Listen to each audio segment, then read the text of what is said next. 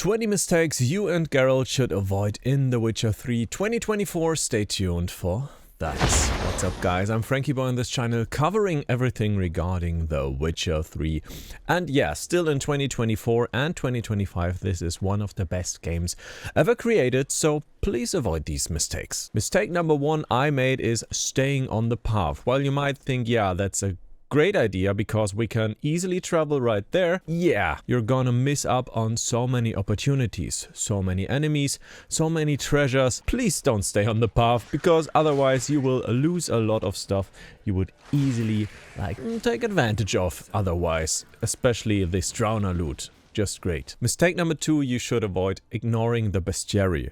When I was playing The Witcher 3 for the first time, I had absolutely no idea what to do against which enemy, and yeah, guess what? I didn't use the bestiary at all. While you have the oil auto-apply now in the game natively, you should still see what sign is good against those enemies, how can I damage them. Now, how do you turn on the automatic oil application options, gameplay, and then automatically apply blade oils, turn it on, best feature period. Mistake number three, using the wrong tools. Now, you have a lot of tools in your whole arsenal. Signs, bombs, a crossbow, and even some stuff you can use for other things, such as making enemies visible, etc. Take use of all of your tools. Remember, your crossbow is there. I hardly think about that feature all the time, but yeah, those drowners, they are pretty vulnerable to fire damage, of course, so remember to use Igni, as stated before. Look it up in the bestiary and make sure to make the best use out of what you have. Now, in my farming guides, I sometimes recommend Martin Foy's farmstead, because there you can farm a lot of cow leather to get rich. What is the downside of it? Let's see at the Wosong Bridge in White Orchard.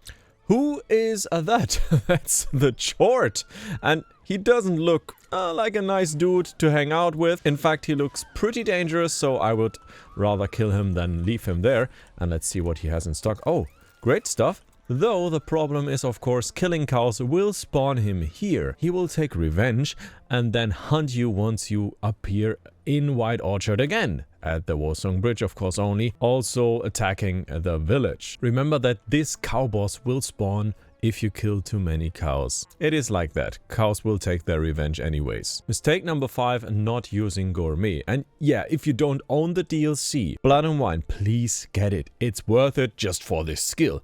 Gourmet is the best talent ever to pick for the start of your nightmare run in The Witcher 3 or in your normal run, because it will likely lengthen the vitality regeneration for 20 minutes for your food. Now, it has been nerfed by the next gen update, because right now we have 60 seconds effect duration and the vitality regeneration has been decreased, but still 20 minutes of free regeneration instead of only 1 minute? That's awesome. This will also make you richer because you have less consumption and can sell what is left to the traders. Big win for Geralt. Mistake number six, skipping the side quests. You have a lot of secondary quests. You can definitely take use of those. They sometimes have really interesting stories, but a lot of times also they provide valuable items for you, which you should definitely consider. Just keep that in your mind. Mistake number seven, delaying the Witcher gear hunts. Now, what is Witcher gear? Those are the green sets. In my case, they are called legendary because I play in the New Game Plus. In a normal game, they would be just called Grandmaster Ursine Armor or Ursine Armor if you find it first. But you should definitely, as soon as you can, get those. Where are they? They are in the Witcher contracts right here, and you should definitely consider getting them as soon as possible. Don't skip on those chances.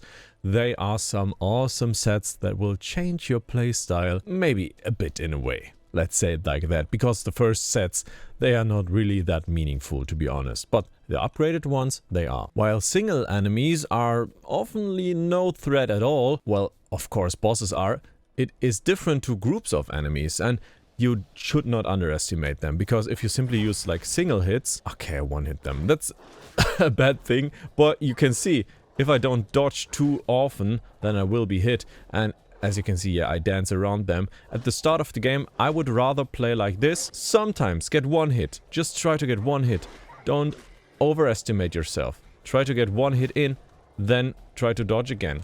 You can see, if you're at the start of the game, you don't have any chance and can't whirlwind like me with infinite stamina. Oh, and by the way, you should also consider getting the skill that adrenaline will be consumed instead of stamina. Quite handy. Like this little sheep down here. Doesn't look like a real sheep though.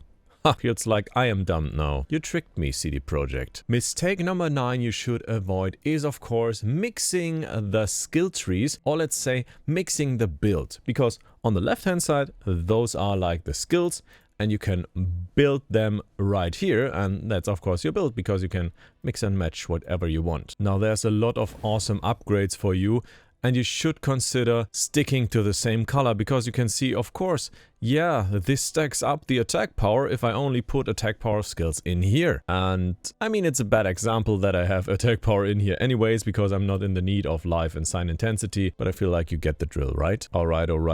Right at the start, there's the Wolfsong Bridge. Let's go there. No chart this time. Let's check out if we can do it here. Add Willis. Can you craft something? Crafting, repairing, remove upgrades, and dismantling. Yep. Mistake number 10 is neglecting the dismantling feature, because sometimes it's super handy to dismantle items, e.g. this gold ruby ring. You can dismantle one. Yep.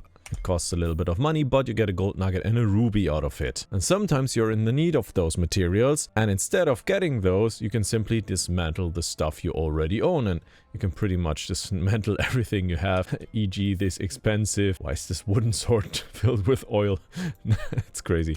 You can dismantle that. Also, of course, to reduce your weight you carry. Quite handy to keep that in mind.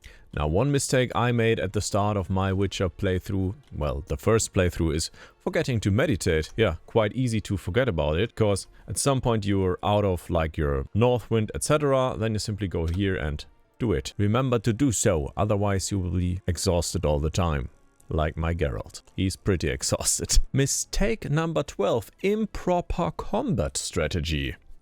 Now, you should have a combat strategy for each and every type of enemy in that game. I think I hit that enemy I didn't want to hit, but I eventually did. Yeah. Now there's a combat strategy for every type. I already mentioned, of course, the bestiary, but this time it's not about this. It's about parrying, it's about dodging, it's about using signs and different stuff. Dodge for monsters. Axi to get the upper hand, to get crowd control. Art as well, to get groups of enemies down from their horses. And parry for humans. Dodge for monsters, parry for humans. I think there's a song called like that. Or was it steal for humans and silver for monsters? I'm not sure. I think your most favorite part about The Witcher 4 is... Witcher 3. I'm not so lucky yet, unfortunately. I think your most favorite part is inventory management, right? Everybody loves that, and if you aren't in the lucky position that you're playing on PC and have an inventory mod enhancing your inventory to infinite, then you will likely have to use those. And missing on those stashes can be quite a mistake. Remember to use them. You have a lot of stashes all over the world, e.g. here of course in White Orchard, at Corvo Bianco in the DLC, and yeah, this looks white here. I have a snow mod. Normally it doesn't look like this. Here in Cross Perch is a stash as well. Also, of course, here in Novigrad, in Rosemary and Thyme. As well as here in the tavern on the Skellige Islands. Remember those? And you can transfer the items to those places. Seems like cheating, right? Mistake number 14, speed leveling. Why, I myself like to speed level.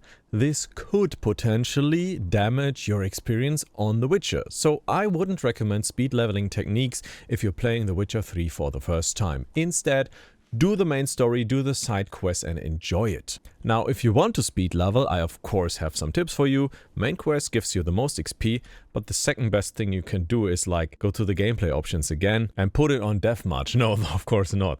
Turn on the enemy upscaling. It's here at the bottom. Enemy upscaling is on. And then you will again have a better time if you failed and speed leveled, are ahead of the main story. Sometimes you want that feeling of being OP in RPGs, and I totally get that, but maybe not for the first playthrough. And I still am in love with this view. I think it's one of my most favorite views in the whole game, and it's so easy to reach. Like, it's here at the Bridge of Kertrolde, if you remember. Just awesome. We have snow, mountains, we have water, and old castle. How can it be better? Only with Triss Marigold, of course. Mistake number 15, just a quick one. Skipping Quen pre-fight. It's crucial, it's essential. just do it. Pre-fight, you will regenerate your stamina so fast that you will be able to precast it, go into the fight, and then use something like a sign. And yeah, don't use it in front of the guards. Even Quen, the defensive sign, they take it as an offense. Use it. Mistake number 16, selling the monster trophies. Don't do it. It's here at the Roach in your inventory, slot number 3. And on the right hand side, if you scroll down, you get the trophies, and those are pretty unique. Some are from unique enemies or enemy types you aren't gonna conquer too much, so keep that in mind, that those trophies, especially like the Doppler trophy, I think you're only able to get it once in the game at all. Keep them, put them in your stash so it doesn't like slow you down with the weight, or get an inventory mod, but don't sell them. They have some value. Well, you might think, yeah, 150, that's so much for a level 1 character. Yeah, it is, but at some point it doesn't matter, because at one point the money just comes in. Tip number 17, overlooking sign intensity gear.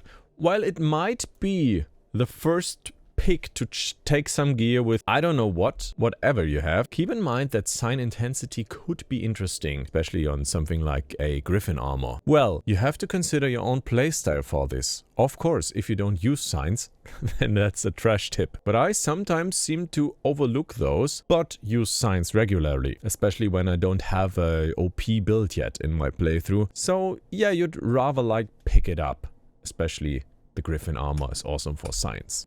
Let's go down this miney way. Mistake number 18, don't leave loot behind. Well, you might think, yeah, I'm always over my weight. Whoosh, ignite it. Yep. Why would I carry more? Of course, you have to go to your stash.